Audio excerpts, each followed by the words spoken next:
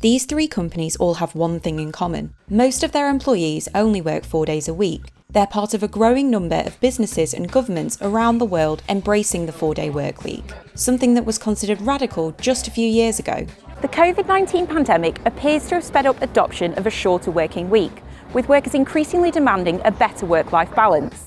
It's been a game changer for the 4-day workweek movement. A lot of managers now, since moving to remote working, have got much more sophisticated ways of measuring productivity, performance, output. So they're much more focused on quality of output rather than quantity of hours. The pandemic has brought on this great resignation, this incredibly competitive labor market. So a lot of employers are turning to the 4-day workweek as something that could potentially give them a competitive advantage when it comes to recruitment and retention. So what can we learn from the companies and workers that have taken the plunge?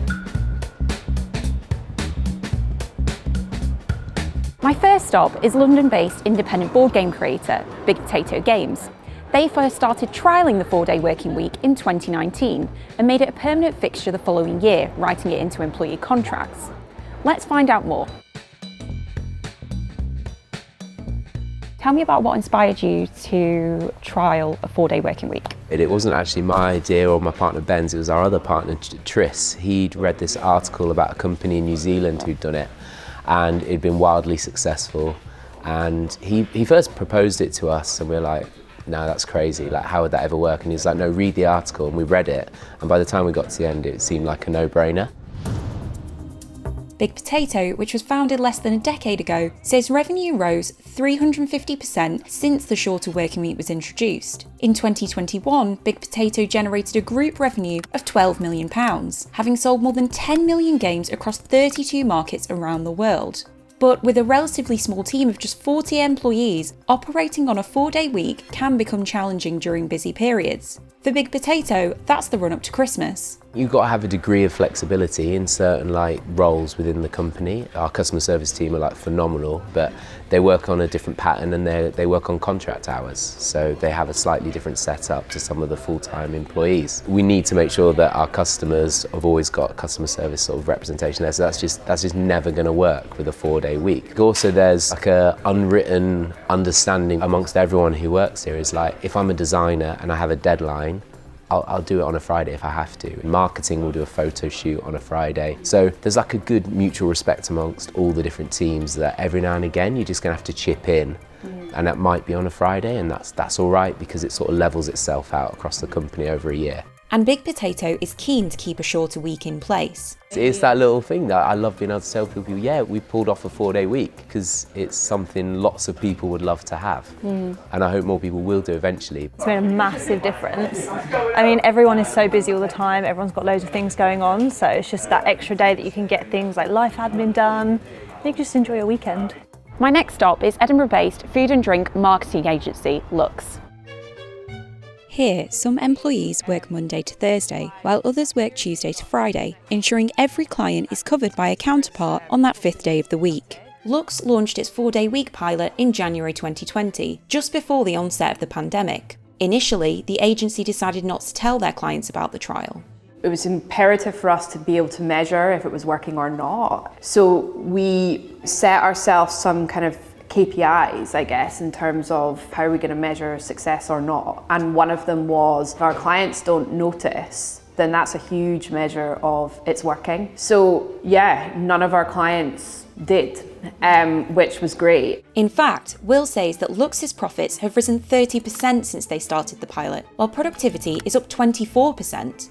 We have for several years been using a time tracking software called Toggle. So we were able to kind of look at over year on year, comparing it to kind of pre-pilot, how was it impacting and how productive were we being? And we could see that, in short, people were working less, but we were making more profit. So it was another indicator that people were being more efficient with their time. It's not about how many hours you put in, it's about focusing on outputs. So yeah, we were thrilled to see that an increase in productivity leads to a more profitable business. Neither Lux nor Big Potato Games cut employees' pay with the switch to a shorter working week. Advocates for a 4-day working week say it's more environmentally friendly because it reduces the number of days people commute to work. So it seems like a fitting model for sustainable events business Legacy Events. The Oxford-based company has operated on a 4-day week since 2018, in conjunction with the company rebrand.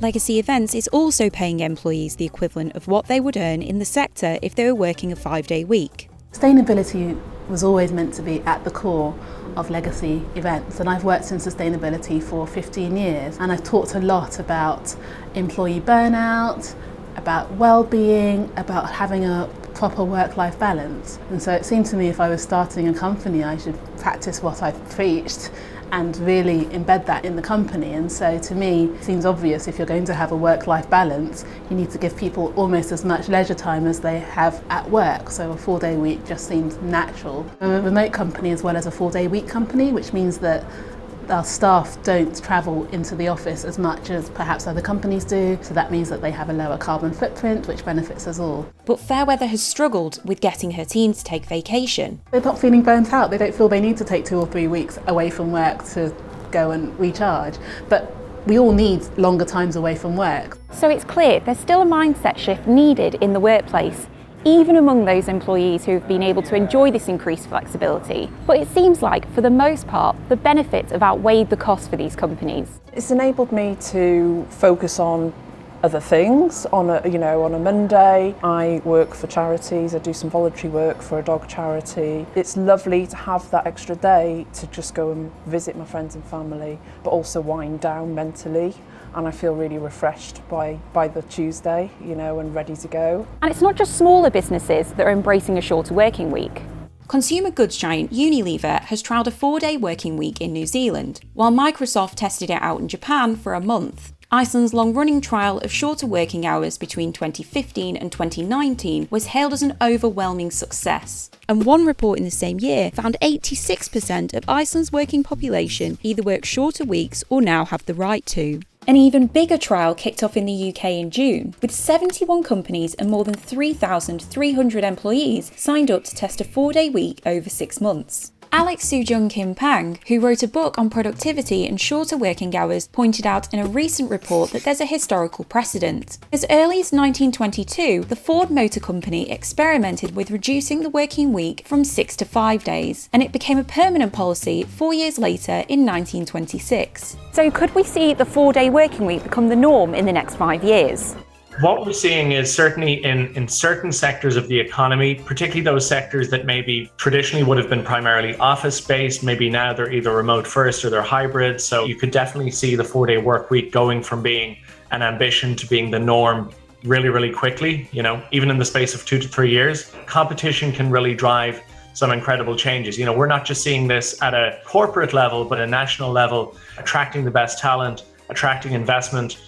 We could definitely see the 4-day work week becoming something that even countries turn to. And we're seeing governments and policymakers seriously looking at reduced work time as a policy area that they're considering.